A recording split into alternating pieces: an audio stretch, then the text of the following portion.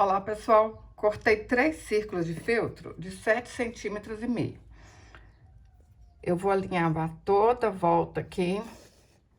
E a gente vai fazer um brigadeiro lindo. Vocês vão amar, hein? Vocês não vão nem acreditar que é tão fácil. Vão alinhavar toda a volta. Alinhavei tudo. A gente coloca uma tampinha de leite aqui dentro, ó. Puxa aí e dá um pontinho. Eu tô usando uma linha grossa aqui, porque na hora que a gente puxar bastante mesmo, não vai arrebentar.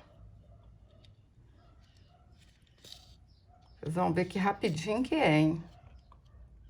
Brigadeiro tem que ter granulado, né? Então, a gente vai costurar aqui, ó, um tanto de vidrilha aqui por cima, que vai ficar parecendo um brigadeiro de verdade mesmo, hein? Olha só. Vai pondo aí, ó, até ele ficar todo lindo, maravilhoso, ó. Vão costurando. Costurei os vidrilhos.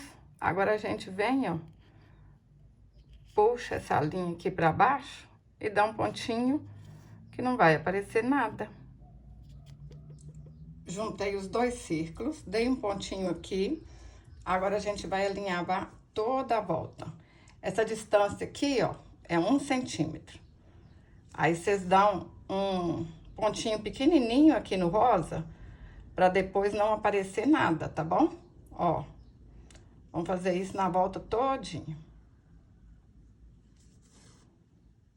Alinhavei toda a volta. Puxo aqui, olha. Coloco o brigadeiro aqui dentro da forminha. Olha só.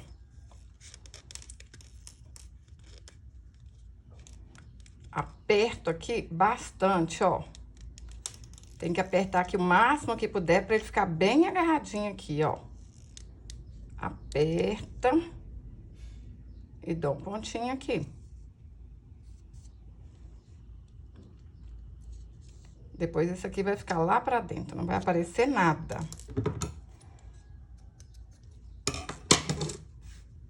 Agora, tiro o brigadeiro daqui de dentro. Ó, viro pro lado de cá, porque eu quero que esse azul aqui fique virado pra dentro.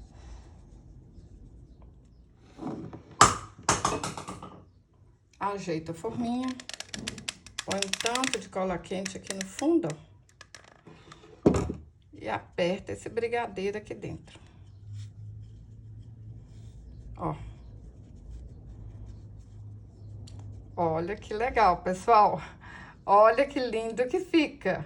Aí, a gente pode fazer esse brigadeiro para as crianças brincarem. Ou então, pode costurar aqui, ó, uma fitinha ou uma correntinha. Vou costurar uma correntinha aqui, ó. E tá pronto o chaveiro.